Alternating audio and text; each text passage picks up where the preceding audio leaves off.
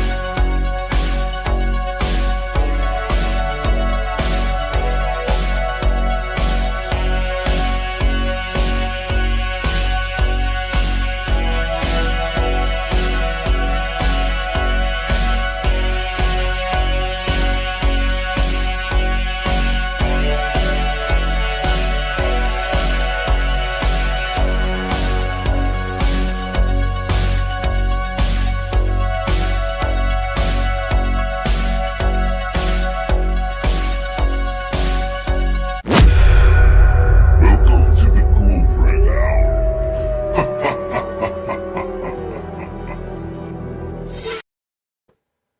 Hey everybody, welcome to another episode of the Ghoul Friend Hour. I'm your host, your ghost host, Morgan Fuzza, and today we have a particularly exciting guest. We have the wonderful, the fabulous Jill Shelley. So Jill, I'm going to pass the mic over to you and let you introduce yourself. Thanks for having me, Morgan. Excited to be here. But yeah, so again, as you said, Jill Shelley. So I've actually been a paranormal investigator since 2010, way back in the day, before we had a lot of this fancy equipment. But I started out investigating with the team St. Croix Paranormal in 2010. We just met a great group of people. It started out with me and a guy from work, and then we met more people and formed our team and started traveling around to well-known haunted locations in search of answers. And I kind of got my start, I guess, into the paranormal as a young child. You know, as most, I feel like a lot of paranormal people have had experiences as kids, which is carried over. But mine was actually at my grandma's house, and I was always into the weird stuff anyway as a young kid. Like, we love that. We love weird. I remember I saw the movie The Blob, and then it scared me, terrified me. And then as I got older, I looked at what year it was made. I'm like, I was 5. They took me to see this when I was 5. So no wonder I turned out the way I did. But anyway, at my grandma's house, she always had a room that I always felt was not very welcoming. And like something was staring out at the closet all the time. And with her closet, it just had a curtain over it. She built the house itself. So and whatever spirit it was, it must have came with the land. Which I feel like a lot do. I do feel like there's a lot more land ties than people realize. And I feel like everybody's looking for a haunting in the house. And I'm like, you're overlooking the biggest of the biggest piece of the puzzle, which you're literally standing on. So that's awesome. Yeah. So just always kind of got that weird vibe from it. Now I think I'm not psychic or anything. Like I can't speak to the spirits or anything like that, but I always always really good gut intuition and can feel when they're around. So I think that's like my little gift. I think you're empathic for sure. Yeah. I do that too. When people start telling sad things, I start bawling. I'm like, oh, 100% you're an empath. Yeah, I really feel it. Like it's just really deep to the core. But anyway, I just kind of felt unwelcome and different things had happened. But one particular night I was sleeping in the room and I was younger. I'm going to say maybe I was like 8. I don't remember. But I had my back to the door and I heard footsteps coming out of that room and it stopped in front of my door. And I felt like something almost like laser beams were going through me. Like you could just feel the energy, something staring at you. And the energy, and you could hear the breathing almost. And I was like, I am not turning around. Cause as a kid, I'm like, feet overhead immediately. I did. I gotta put it over. And then you heard it eventually, like it was like, and then footsteps and it walked back into the other room. And then the whole time both my parents snore, and they're in the other room. I could hear them snoring. They're in a different room than what the ghost came out of. But I could hear them. I like knew they were sleeping. They were there. And my grandma sleeps downstairs. So I don't really know what happened, like what it was caused by, but the next morning I just kind of casually brought it up to my grandma, who just said, "Oh my gosh, honey, that was a ghost and he's not going to hurt you." And I'm like, what? Like she just nonchalantly, like it was no big deal. And later on in life, I just kind of, as I grew up a little bit more, she was pretty spiritual. She believed in the ghosts and stuff, which is good because back then you were crazy if you did. But she's even seen a UFO later on in life and stuff. So she was open to that kind of stuff. And I did have a psychic saying that your grandmother was very sensitive and is carried through you as well. So, yeah, that was kind of my first experience. And so that kind of made me want to learn more about them. Back then we didn't even have internet back then. So you had to go to the library. I love that you're talking about this because I feel like it's not too often we get to kind of talk about my favorite topic, which is the golden age of ghost hunting. Yep. And it's like, I have talked about this a couple of times, like here and there, even with my cousins, because like growing up, we lived through that time period where like we knew before electronics, but we also knew after electronics. Like, so it was like we were in that transition period. So we had to use the Dewey Decimal System to look up spooky books. And we had to use, Ghost Hunters and Paranormal State and like those shows to kind of like give us some sort of, hey, like, what do you do? Like, if you are haunted, or like, how do you deal with that? And I'm like, I don't have this fancy equipment, but like, we could poke around a little bit, use our old school handy cam, the Sony handy cam. Mm-hmm. So yeah, like I love that you're touching upon this. So sorry, not to digress. Oh, no, that's good. That's all good. Yeah. So yeah, we just kind of I had to learn a lot about it, and we watched documentaries, that they would put out on ghosts. Anything that was spooky, I was watching it. And then, like you were saying, the advent of the TV shows coming out, I'm like, wow, you can do this. This is like a thing. Like, I mean, you heard of the Warrens, but you never thought like, well, I'm going to go investigate. Like that still was not a thing, and it really wasn't, as far as I know, to my knowledge, that until those shows came out, I don't really think there might've been a lot of paranormal people. There may have been, I could be wrong. But it's not as prevalent as it is now. And I think, I think that really did help with the shows coming out, because you find a lot more people being more open about talking about ghosts and stuff, because I know it's back in the day when you tell people, oh, I do paranormal investigating. They're like, you know what? I had an experience one time, and they like want to make sure that like nobody's, hears it except you. And it's always the people you least expect to. Like, it's like that aunt or uncle that like swears up and they're like, oh, I don't believe in ghosts. And then you say something and they're like, actually, hold on, let me tell you something real quick. Yeah, what do you think about that? Yep. So I think that really helped get a lot of the things off to a good start as far as people accepting it. Again, like we talked about, like the equipment. Like I said, and we did ours in like 2010. So there was some equipment out, not a ton, I think maybe like the REM pod, the K2. That was pretty much basically it. Voice recorders. And like you said, the old Sony Handycam, which I love those things. I use a lot of high 8s still, because I just really like how they film. And same thing with digital cameras. Like I think it's like, I love that you're touching upon this, because I find myself, when I actually look at how much stuff I have in my cases versus what I actually use on an investigation, it always comes back to like the core 4. It's like a notepad, a voice recorder, some type of like either a digital camera or like, something to video on, which is usually I'll just stick a body cam on. And I don't really stray from that. And I'm like, why do I keep buying equipment? And I still go back to the, the true roots. Like, and I feel like that stuff, the reason it's kind of stood the test of time is because it really provides great evidence. Yeah. We use our high 8s for stationary because, boy, they're heavy to walk around with. But back in the day, we had to walk around with those things. Right on the hand, you're like, I was like, oh, my arm's dying. But yeah, so now I use them pretty much just for stationary because I feel like they film better and like the color comes out better. I don't care what kind of IR light I put on that Sony Handycam. The stupid thing is still dark. So it's Yeah. like, so these film good for that. And then we just use the other ones for walkabout. But we're kind of getting more away from doing a lot of the equipment because we always said, we used to get so much evidence at places that we go. Like we started out just doing like local businesses, private homes.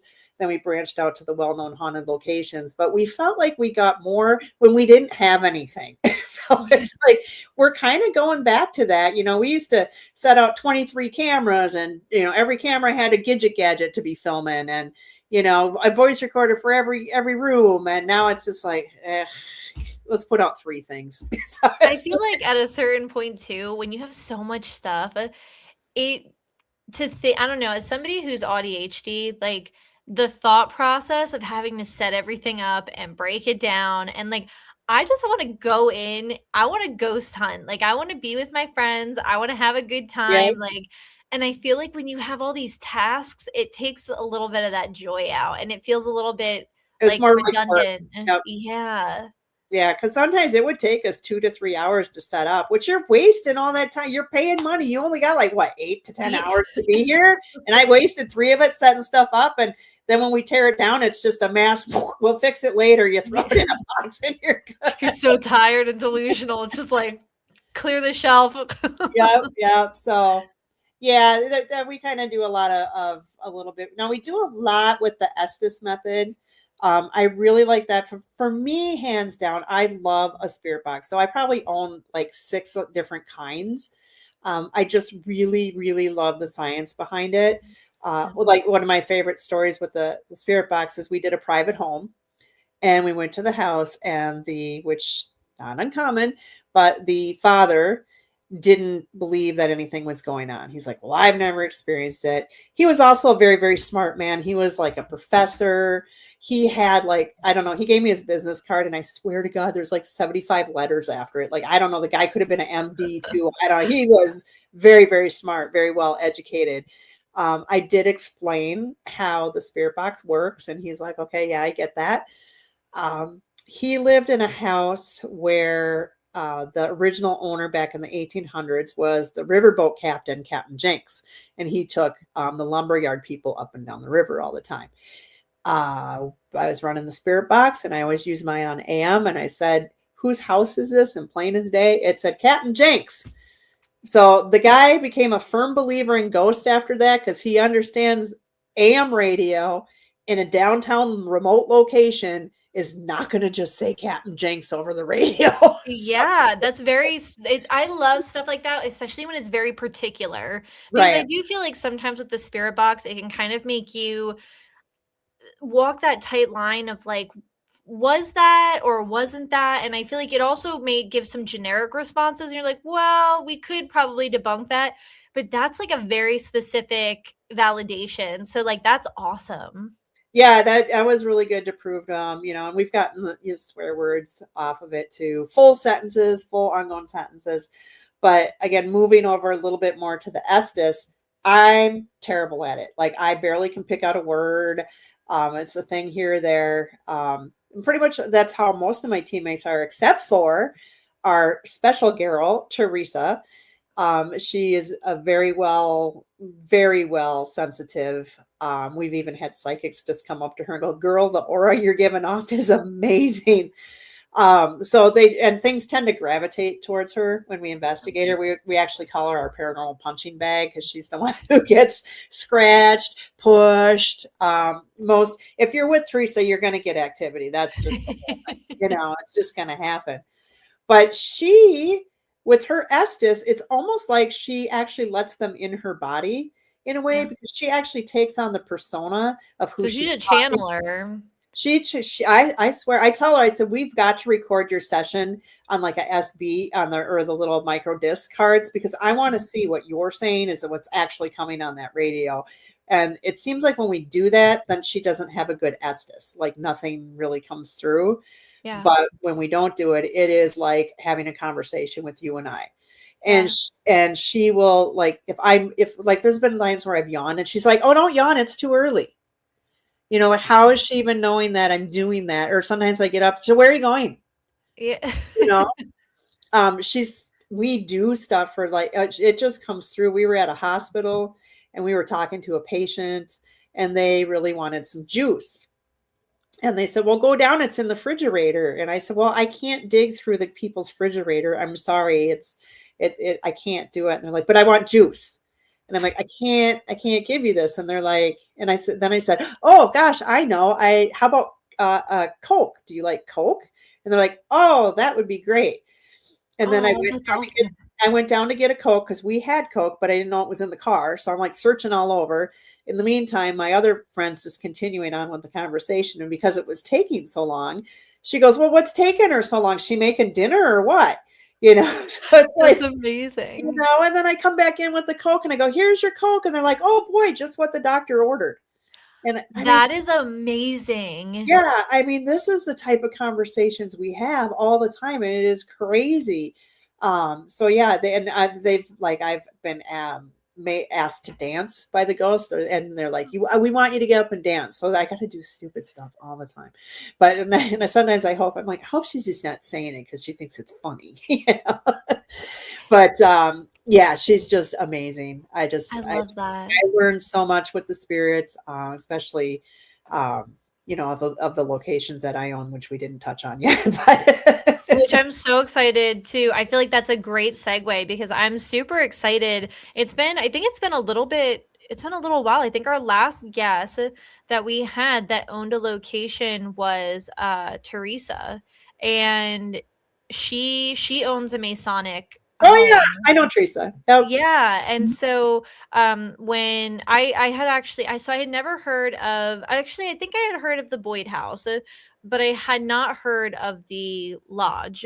And so I thought it was really interesting, and I was like, I can't wait to talk to you more. And I have not looked up any further because I was like, I want to have a ton of questions, and I want you to like divulge. And so I know that you acquired the Boyd House first, and you said that was 2018.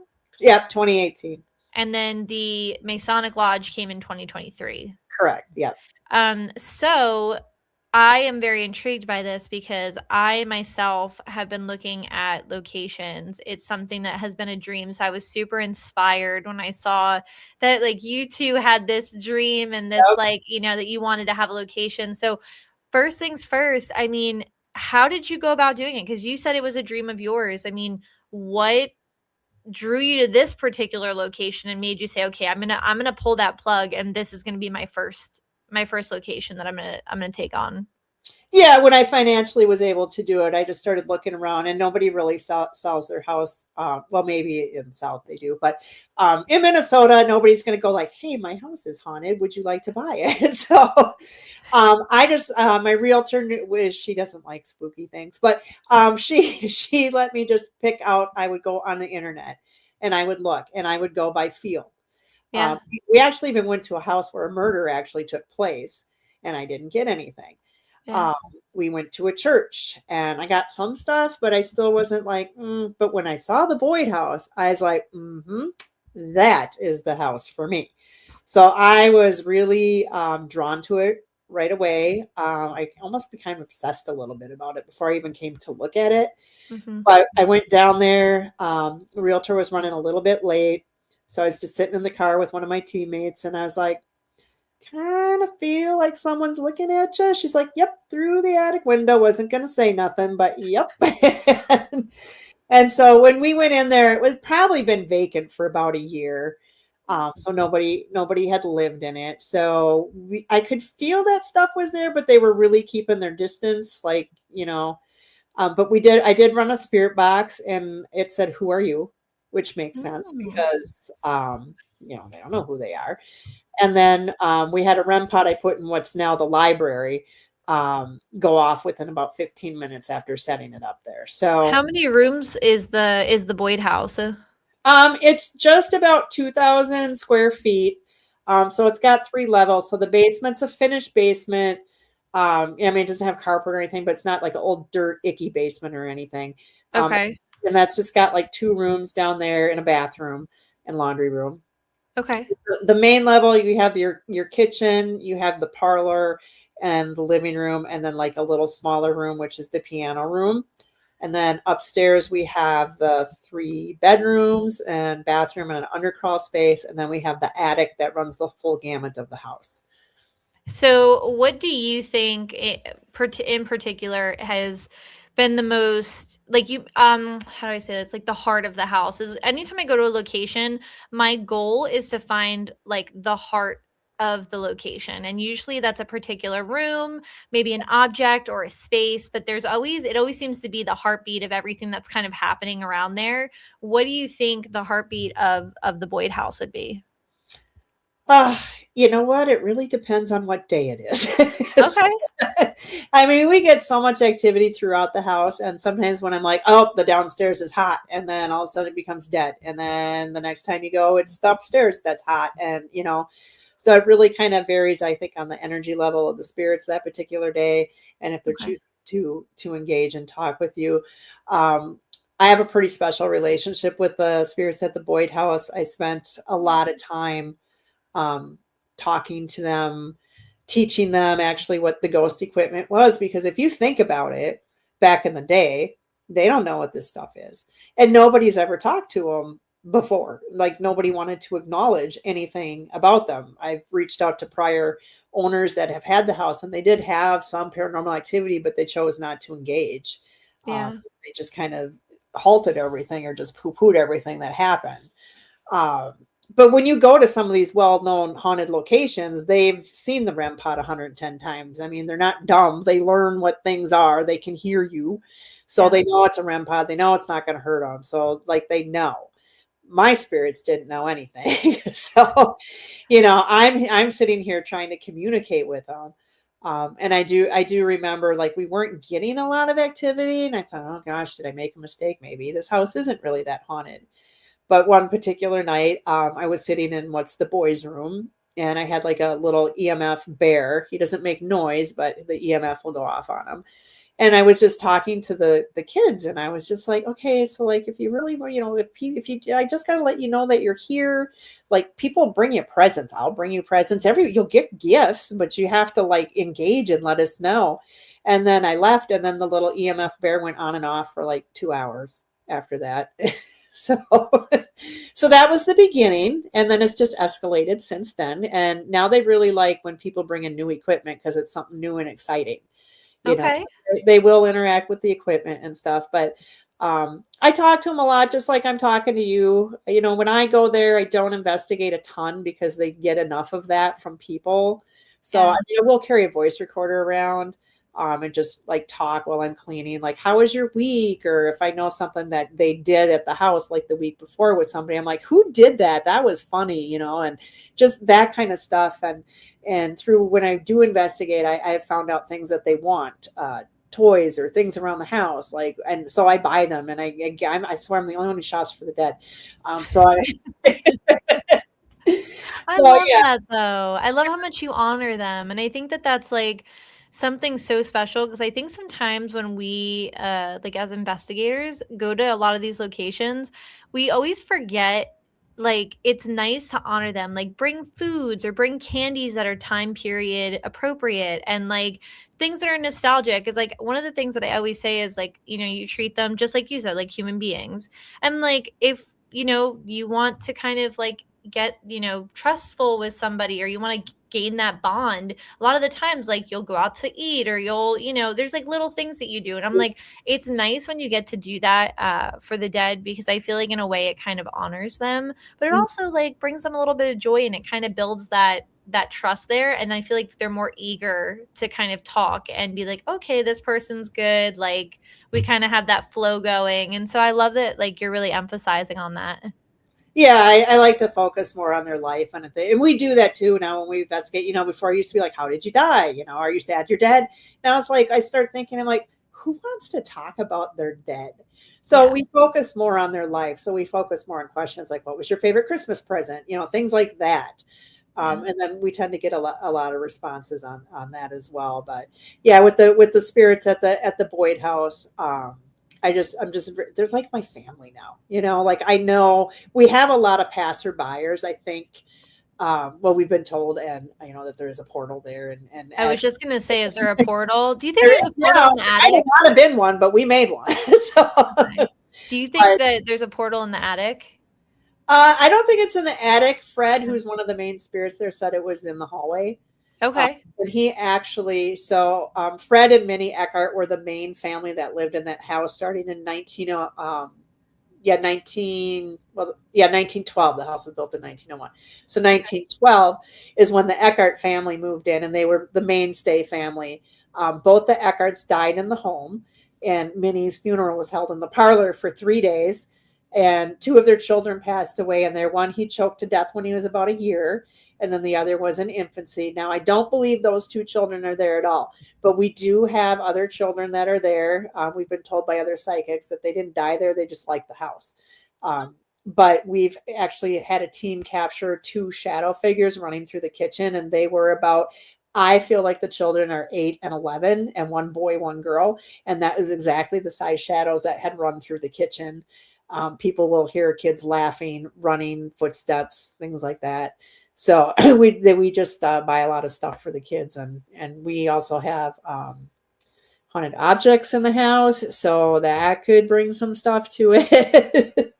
Can we touch on that a little bit? I love haunted objects. I'm so intrigued by them. That's kind of like a current hyperfixation for me right now, trying to learn more about that. So I would love to hear what you have, what you think maybe is kind of haunting it, and if there's any backstory.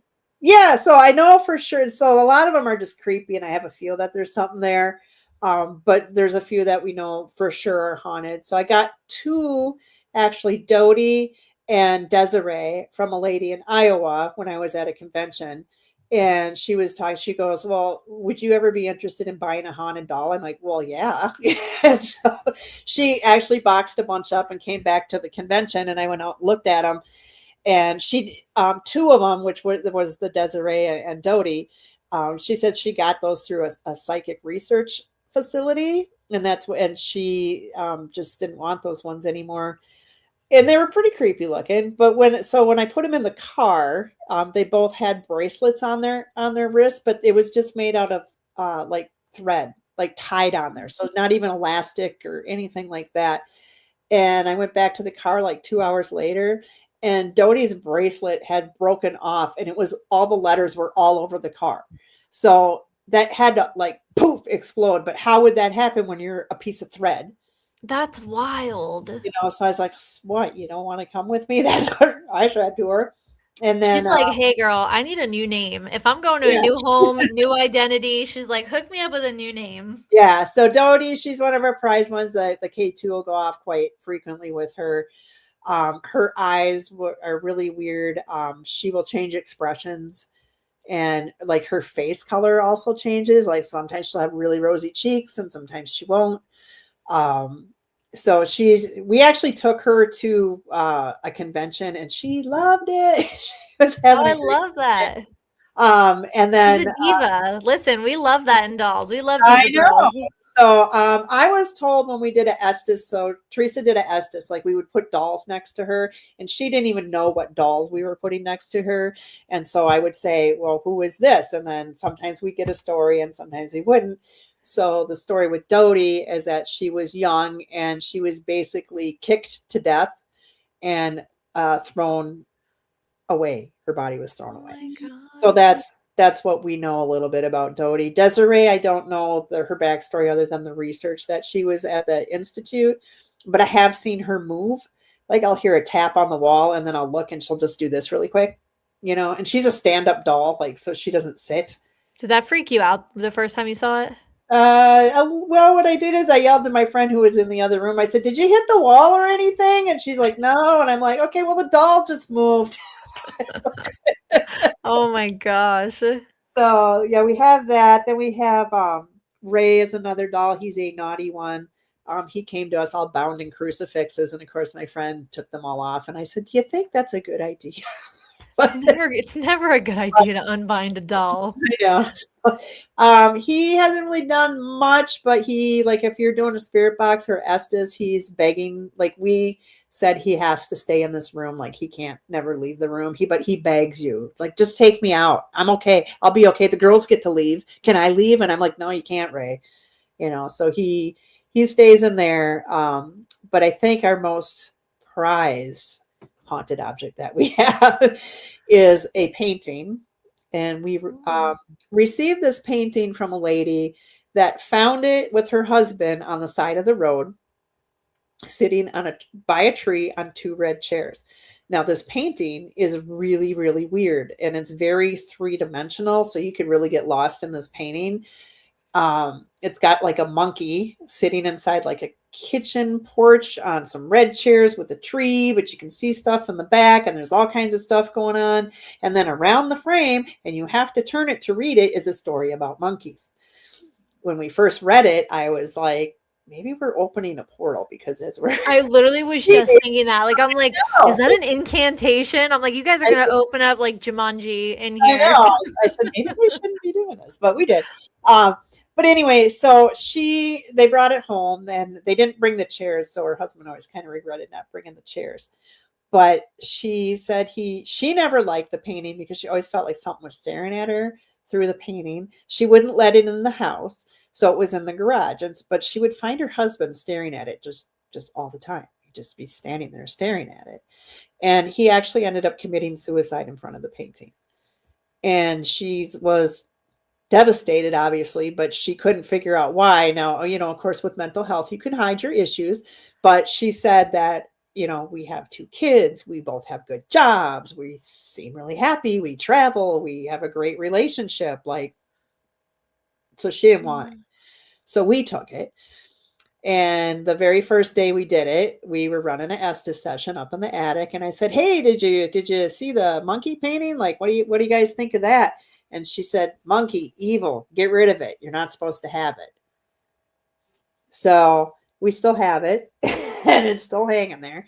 I just don't like Jill, you are brave. You are brave. Listen, if I heard that backstory and then my other haunted objects were like, we're not like vibing with this thing, I would be like, get it out of here. Like, this, we should not have this. Yeah. No, we still have it. I just don't really stare at it too much. You said that. I'm like, oh, that's so creepy. That's bound to the same room as Ray is. So we said that they can't leave the room, and they begged to get out. But I was actually there maybe about, I don't know, a month ago when I was cleaning. And honestly, I've never liked the one closet, even from the get-go. This is way even before the painting came. I'm just always uneasy around that closet. Don't like that closet regardless. But I have a vacuum cleaner in there. So I went in there to get it, and I heard a growl. And so I just pretended like I didn't hear the growl, and I took the vacuum cleaner and walked off. Because I didn't want to give it the satisfaction of feeding off my energy. Yeah. But yeah, they definitely know at our house, like, what they're doing. I mean, I've done an Estes with Teresa in the library, and the spirit was coming through. And of course, it's just me and her, and it's in the dark, and she can't see. So I'm technically by myself. And they were tired. Their name was Rose. And I was asking them basically some questions, and I go, well, where are you? And they're like, well, I'm looking right at you. And so I'm like, so now I'm starting to get a little nervous, but I didn't say anything, but, and I'm looking around, I see nothing, but you see me. I don't like this. And then she goes, well, you don't have to be afraid. And I said, well, I'm not afraid. She goes, I can feel your fear. So I was just like, okay. I said, okay. Oh, I feel like that would freak me out more. Like, being able to tell me that, like, you can feel my emotion, that confirmation would send me. That's so, so I was like, okay. I said, well, I'm not really scared. I said, you're just kind of making me nervous because I can't see you. And then, then we just kind of went on another conversation. But that was just that was freaky. But I've stayed at the Boyd house several times by myself, and then we just have a little understanding when I'm just there by myself. I just tell them, hey, I'm here to clean. and that's all we're gonna do today. Yeah. But no I could, tricks, no dropping, knocking. yeah, but Nothing. I can feel them when they rush up on me. I'm like, hey, I feel you. I know we're here, but remember, we're just cleaning. So it's Yeah. like, but even that particular night too, we have like the old floor grates on the house, so you can definitely hear what's going on between. And in our kitchen, we have real old metal cabinets, so Mhm. I've heard those being banged on and knocked on before. But that same night that I heard the growl, I kind of woke up because I wake up every couple hours anyway. But I started hearing this ting ting ting from downstairs, and I'm like, oh, are they going to start banging on the thing again? And then I started hearing men talking. And I was like, oh God, I hope nobody got in the house. So like, I'm listening. I can't hear what they're saying, but you can hear men talking. And then it stopped, and then it didn't start up again. And I'm like listening, and I'm like, I hear no movement. Nobody's moving around. Like, yeah, that's the ghost. And I went back to sleep. Yeah. That would freak me out. Like, cause like, especially, I feel like that's the one thing with locations that like I'm always worried about is like what you hear. You're like, is that like a human intruder that I have to worry about, or is this like, yeah, I like how you just go, it's just a ghost. I'm going back to bed. yeah. You're like, we're more afraid of the living than we are the dead. People are like, oh, aren't you so scared to stay there? And I'm like, no, I'm more worried about like the physical people that are trying to break in or like, Right. but yeah, I mean, that's so cool. And I love how many like cool stories that you have that have come out of this location. So clearly your intuition was spot on. It was a great pick. So now tell us what led you to your second location and kind of what made you take that dive. Because I mean, 2 locations, that's amazing. Yeah. Well, I just thought I wanted to try my hand at something a little bit bigger. And we had done a lot of work to the Boyd house. We brought it back to the 1900s, put a new roof on it, all that kind of stuff, which helps. That comes from the donations of people coming to stay there. So we were, she still needs some work, but a lot better shape. But I just thought, well, I'd like to try a different building. Now, the lodge is located in Illinois, so that really was not my plan. Mm-hmm. But when it popped up, because I was looking in places in Iowa, because Iowa is not too far from me, so I could do Iowa. But this Illinois one popped up, and I'm like, oh, I have to have this building. So we went and looked at it, and it's in rough shape. It needs stuff, but bare bones, she's real good. Okay. Built in 1861, so by the Masons, so she's in good shape. We went there. I didn't get a ton of stuff. And at the time I thought, well, it's because I'm a girl and, Masons don't like to talk to girls. So when I got home though, I did get a couple EVPs, and I remember one of them was like, I see you. And then there was a little kid talking, and it said body. And I started thinking, I was like, well, why would a kid be at the Masonic Lodge? So we ended up going through and purchasing it, and then doing more investigations and research. We actually found out it was the Arlington Hotel, and it was that from the 1800s to the 1900s, and that was actually used also as a brothel. So there's a lot of history there. There's layers there. And then in the 1900s it became the Masonic Lodge, but they also shared it with the Eastern Star, which is the female version of the Masons. So I didn't know that was the thing. Yeah, so it was totally fine for me to be in there. And interesting, like enough that right after we bought it, we were just kind of cleaning, and it's a very small town. Everybody's super friendly. It's a great town, and it's in Keysburg, Illinois. Because the doors open, people hop in, hi, and welcome you. But a guy stopped in, and he said, I was the master mason here for many, many years.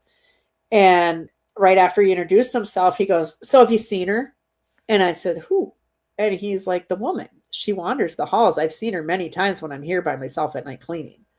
And I'm like, well, I haven't, but I'd like to meet her. So hopefully, so it's good. And we've had many people come forward through town too, telling us that they've seen people walking in the lodge late at night when they know nobody's there. Because it's been vacant for, I can't remember when they sold it to the one guy, but it had been vacant for probably 7 years. He bought it to do an event center, but he didn't even live in the state. He lived in California, and he did nothing with it.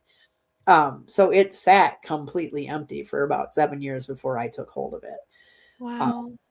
So it took a little bit for the spirits to come forward and get that energy and stuff, but yeah, Matt, there's all kinds of stuff going on there. We All have right, so tell us about that vibe, because that's what I love, that you have two locations that we can kind of like compare. So it sounds like, just summarizing, the Boyd house has more of kind of like that homey, maybe like family, like you said, it's kind of like a family, very maybe a warmer location. right. How would you describe the Masonic Lodge? Because I feel like when I hear about a lot of like haunted masonry buildings, they almost sound a little like they have a little bit more of a colder kind of. Yeah, it's definitely not homey. I don't think we have anything evil or malevolent there. I know we have some crabby Johns that used to live there. Yeah. And they will do some inappropriate things to women. I haven't had that experience, but I've had a couple women say they were touched inappropriately, and things were said to them. Other people have been touched. The things that I've experienced there has mainly been like I'll get EVPs, equipment interaction. Um, but what I really like about the stuff that I use there for equipment wise at the lodge is we don't have any power there. So when our EMF stuff works, I'm really excited about it. And I've walked that building up and down with K2s, everything. There's like nothing that sets it off because there isn't anything to set it off. Yeah. So yeah, we'll get a lot of that. One particular morning, so I've had a couple of people donate me a lot of Masonic items to Okay. the building. And I was sitting there by myself in the morning because everybody had gone to the gas station to get coffee. I don't drink coffee. And I said, well, let's just start out the day with a morning prayer. And of course, I had it on the camera running, but of course, when something good happens, it doesn't work. So it Every didn't time. work. Every But time. I had the EMF tripwires coming right down at me. And as I'm reading this, I can all of a sudden start feeling this energy. And it started coming at me. And as it came at me, one by one, those lights were lighting up. And then when it got to me, I felt like I touched an electric fence with my foot because I had to rip it up off the floor because I got like an electric shock through my foot while I was reading this prayer. So I don't know if they were mad because I was reading this prayer and I'm not an Eastern Star lady. Like maybe I shouldn't have been. Maybe it was a bad prayer. I don't know. I'm just reading. So Yeah. I mean, trial and error. How are we going to know unless we don't, test it? Right. But yeah, and I've heard doorknobs try to open. Other people have seen shadow figures, apparitions. I don't get there as much as I do the Boyd house because it's in my home state. So I don't have as many experiences there. But there's another time too when I was upstairs and I had so when you go upstairs, so the building itself is about 3,000, almost 4,000 square feet. So upstairs, there's two small rooms where I guess one was men, one was women, and they changed in there before they went into the big meeting room to have their meetings and their ceremonies and that kind of thing. But I had like REM pods in each of those rooms, a couple REM pods in the big meeting room, and they were like doing weird things, like they were blipping here, blipping there, and I was like, you guys, if like, are you doing this, like, or is it just my equipment? Like, what is going on? Like, can you just let me know? And all of a sudden, I felt that same energy that I had downstairs, and every single equipment piece I had upstairs went off all at the same time. Do you think maybe it has something to do with like a high ranking like member? So like I guess where my mind is going is, and hopefully this doesn't sound absolutely absurd or stupid, but like with like my indigenous background, I did a lot of like research on indigenous hauntings and land hauntings, and I know that a lot of the times some of the research that I had come across from experiences where people would say that they would come across like a chief spirit, and it would be so supercharged because of his stature and who he was in life and kind of the position that he held. And so I almost wonder, because in Masonic world, I know that there's rankings, right? Like there's Yep. certain rankings. So I wonder, do you think maybe that has anything to do with it? Have you come across anything about that, about anybody that could have? Well, there could be one that's more of a master mason, things like that, because we have had the spirits come through that say I'm a mason. Mhm. Um, we've even had one. Weirdly, they kept, this was not me. They were telling another team. They kept saying this name because they're like, "What is your name?" But it was weird. It wasn't like a John, or I don't even remember now what it was. But it was like a weird offbeat name, and I was like, "Well, I don't know, that doesn't even make sense." So I didn't think anything about it. But about a month later, I was scrolling through some of the history I had on the lodge, and all of us, because I had a list of a lot of people who were former members. It's his last name. So he kept saying his last name because I found him like, oh my God, that totally matches to what they were saying. So instead of saying my name's John, he was saying like my name's Smith, you know? Yeah, which makes sense because I do feel like I know like even like in law enforcement or like first responders, they won't talk to each other by first names. They'll be like, "Oh, that's like say it's like my last name." They're like, "Oh, that's Feza," or "Oh, hey, that's Shelley." So Yeah. like that's pretty cool. Yeah. So I was like, oh, look at, we have a correlation. So, but yeah, we've done, I've heard the doorknob slam. We've had, we were all out there as a teammates. It was wintertime, so we just had one room shut in with the propane tank running. And Teresa was out in the kitchen making a sandwich, and all of a sudden I heard this loud bam, and I thought, what'd she do? Drop the cooler on the floor? Because that's exactly what I thought happened. But she comes busting through the door. And she's like, "Oh my God, something just slammed something." And so we went out there, and this is right after I bought it. So I really didn't have a whole lot in there. Like, it was pretty empty. We looked around, nothing had fallen. Everything was really good. So we just tried to debunk it. So we went back in the room, and then one person just opened a cupboard door and slammed it. And we were like, yep, that was it. So and later that night, it was confirmed through Estes, because I go, what was going on in the kitchen? And they were like, oh, we slammed the cupboard, and they said a name I don't remember now. They said he thought it was funny. So, I love that. We love mischievous spirits. yeah. So yeah, we got the whole gamut there. There's like, and we're still learning, more about the type of spirits that are there. We just, like I said, opened in 2023.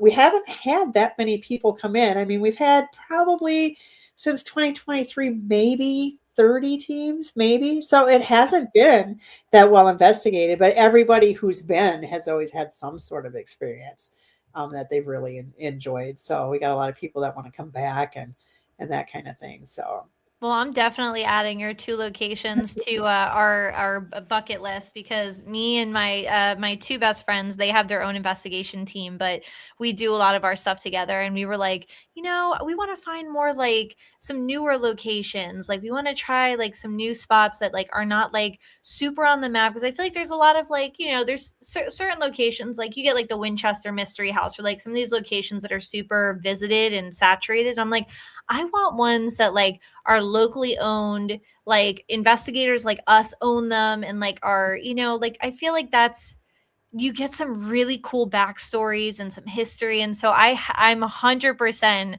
gonna add your 2 locations to our list because I need awesome. to get out there and investigate because that sounds amazing. Yeah, they're like they said, they're both fun locations, but not horrible where you're like, I don't want to go there. So I think the only place on my list that I will not step foot into, believe it or not, there is a place that would be the Sally House, and I'm never going there. So I've just heard too much negativity about Yeah. it. As far as not that this is a bad location, just I don't want to deal with these supposed devil spirits that are there. When somebody I know had a lot of, and a lot of people have had that too, where they get a lot of premonitions and weird dreams and things that follow them months after, before. And then I think the thing that really creeped me out is she said that they were hearing really loud footsteps coming up one of the steps, like bam, bam, bam. But during that, they also got an EVP that says Jesus won't save you. So I'm like, yeah, I don't think I'm ever going to the Sally House. See, I'm with you there because I feel like at that point, like I had my own experience at a location where and I've talked about it before, but I went to a location and I had the dreams before I went. I had gotten a warning from my grandmother, and I don't typically dream about her. And that's one of those things where if she's coming through, I know I need to put my big girl boots on and I need to be very careful. And she came to me in a dream and was like, basically like, hey, I'm going to show you around here. You need to watch your step. You need to be careful and like protect yourself. And like a dummy, I went and completely forgot I was so delusional at like 4 a.m, completely forgot to say goodbye, just like Irish goodbye, left. And then I had 2 weeks of hell. Like it was so bad. My transmission blew on a brand new car, which like they were like, we don't even understand how this happened. My dog, who has literally probably eaten the most crazy things known to man, never gotten sick in his life. Like that, he could eat a tinfoil can and he would be fine. Like, got super sick. My daughter got violently ill. Like, it was just like too much back to back that even my husband, who kind of treads that line of like believer but skeptic, he looked at me and was like, what kind of, excuse my language, what kind of shit did you step into and bring home? Because he was Yep. like, this is insane. So when it comes to locations like that, I feel like it's, yes, you're gonna get some like action, but do you really, like, how long do you want to experience that action for? And I feel like you need to weigh the pros and cons of that, because Right. like once you experience that kind of really bad like energy and bad luck, like nobody wants to do that.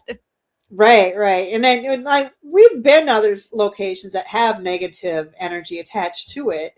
But they weren't, I don't know, it's just something about that house. I just know I don't want to step foot in it. Now, when we were in Kansas, doing the McIntyre Villa, which is awesome, by the way. So if anybody's in Kansas, check it out. Stephanie's amazing. She owns it. We just drove by and I took a picture, but even just sitting across from it, I'm like, I don't like that. I don't like this house at all. So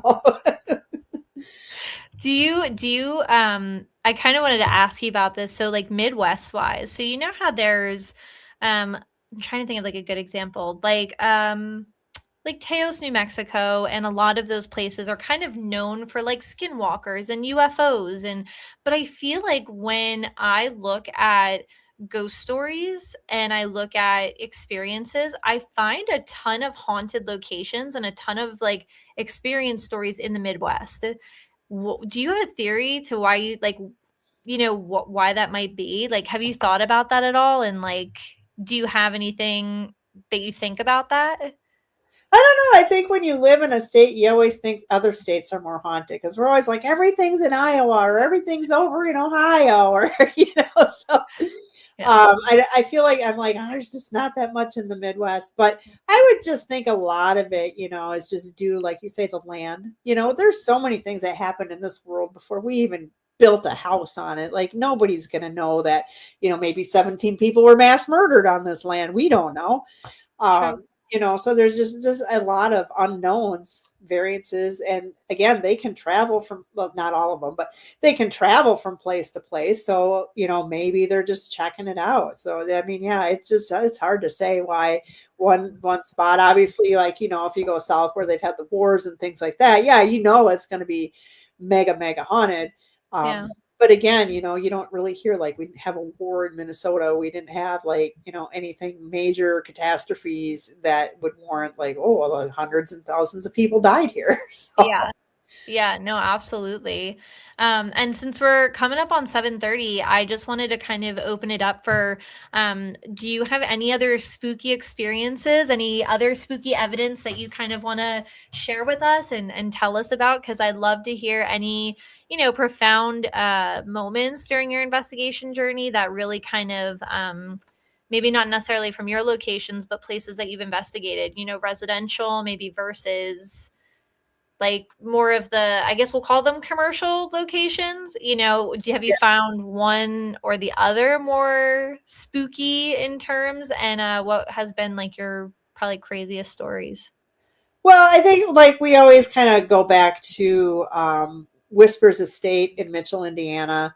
That has a lot of negativity attached to it. So if people aren't familiar with it, there was a doctor that was there. He did a lot of unethical things with his patients. A lot of body parts are buried in the backyard. His daughter, on around Christmas time, started a candle and it got on fire and she burned. She didn't die, but he mercy killed her 3 days later. There's been a little boy that has died there. There's also been their caretaker who is very, very crabby. Um, in life, he was very, very crabby. And on the day he retired, he was putting his tools away up in there's like an upstairs closet, and he dropped dead of a heart attack. So he's really ticked off about that. So the owners there, like they said, if the door's unlocked up there, they won't even come upstairs because it's not good. But a lot of people have been scratched and pushed and locked in the closet when it's one of those locks that you have to actually push up, slide, and then lock it down. So you tell me, how are people getting locked in a closet like that? So of course, we're like, hey, let's go sit in the closet because that sounds like a great idea. So we go up there and we're in this closet, which, when I say closet, it's like a big walk-in and it goes deep back. So they even have like a little table, a couple chairs you can sit in, but I'm in the closet. We're running a spirit box session. While I'm in there, and I have a fear of being locked in things, so being in a closet is not a good place for me to be. So this man's voice came in my head and says, get out of this closet. And I just thought, it's probably just me being paranoid. So I'm going to just step out. But I didn't tell Teresa, So she stayed in the closet and she's sitting on the chair. And then we heard on the spirit box, we didn't hear it at the time, but on playback of the film, it said, shut this door, which of course we did not do that either. And so the next thing you know is that all of a sudden Teresa and the chair come flying out of the closet and go sailing down the hall. And she lands on all fours and she's like, something picked up the chair and did this. And it was at that moment that I realized that they can physically really mess with you. So that was probably one of our spookiest, but even from the get-go from that house, like it was just nonstop feeling like you had cobwebs. Everybody was doing it all night long. We saw wet footprints coming up from the basement, going outside. Nobody had been down there. It was just crazy. One of the guys ended up spending the night outside on the porch because after about 2 hours, he was like, I can't even be in this house anymore. Like they won't stop touching me. That's a crazy story. That is like, it's funny because from the moment you even said closet, I don't know, did you watch any of like the old Amityville movies? Yep. Okay, so do you know when she gets like locked in the closet with like the little girl and like that, anytime it comes to like a closet, I'm like, if there's any opportunity for a spirit to close me in here, no way, no way, because that's exactly where my mind's gonna go. I'm gonna be like, the light bulb's gonna flicker and there's gonna be somebody behind me. Oh my gosh, that's so scary. So I would say that was probably our most spookiest moment that I've, and even though I wasn't the one who physically experienced that, I was there and I saw it happen. And of course, we had a camera running right on her, but did it work? No, it did not. It never does. It never does. And they wonder why we have no, like, everybody's like, oh yeah, well, where's the evidence? And I'm like, talk to the ghost because we try. Yeah. Oh, that's amazing. So I really love that you started off with residential cases. So I know like kind of like, for privacy reasons, you can't, disclose anything, but, as far as like your residential cases, do you feel like you've gotten more hauntings residentially or more like commercially? I would say more commercially, just because when you're doing the residential homes, they it's not an overdone thing, so sometimes they don't interact with you. They don't know what's going on, or they that kind of thing. I think the only thing that a really good one that we had done, we weren't getting a lot of stuff. They were convinced that it was prior family members that were haunting the house. Everybody was down in the basement doing stuff, doing a spirit box session with the owners. And one of the owners kept coughing. So she's like, I'm going to go up and get a drink of water. She goes upstairs. Of course, we have voice recorder running. You can hear her getting her water. She's quiet. She's not saying a word. She's drinking. And you get a little kid that says, you want a cool drink of water? Plain as day. And I kind of went over our findings. And at the very end, I played that. And I said, well, I don't know why you got a kid here, but this is what you did. So he calls me about a week later and says, I got to tell you something. He's like, my mother said when we moved into this house, we thought she was crazy because she kept dolls and toys and things in her bedroom. And she said she did that because when they moved in, 2 little girls appeared to her. And she said, don't ever show yourself to my kids. And if you do this, I will give you gifts and take care of you. And she never told the family. That's wild.